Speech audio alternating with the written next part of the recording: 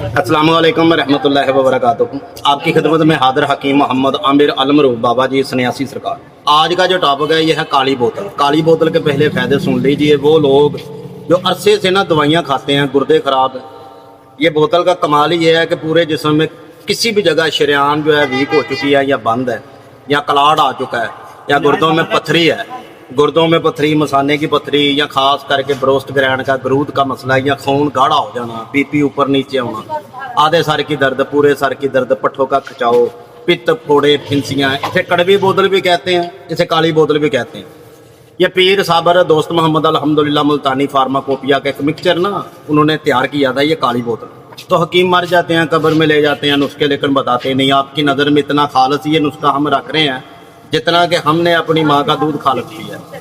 तो ये नुस्खा आप बनाएं, फ़ायदा लें। और ये साले सबाब है कि कायनात में जितने भी लोग अल्हम्दुलिल्लाह दुनिया से जा चुके हैं ना, उनके लिए अल्हम्दुलिल्लाह दुआ कर दीजिएगा और 11 बार दरूद आले मोहम्मद पे पढ़िएगा।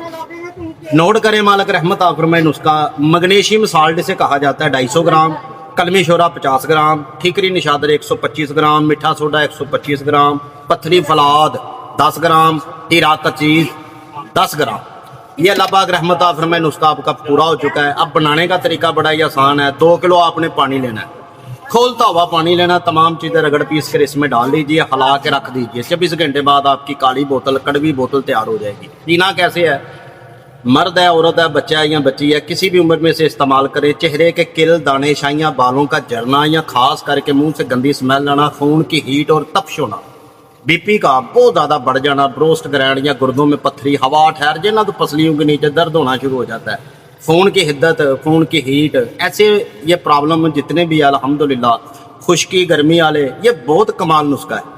इसे इस्तेमाल करने का तरीका यह है कि 4 से 8 चम्मच के दरमियान ये इस्तेमाल होता है। और जिस दिन इस्तेमाल करना है, खास करके आपने खाना नहीं खाना, खास करके गंदम की रोटी, दलिया वगैरह इस्तेमाल करें। इसे 7 दिन इस्तेमाल करें। हज़ारों साल का ये पुराना आजमूदा नुस्खा है और अब पुरानी से पुरानी बीमारियों से आपकी जान जो है वो छूट जाएगी।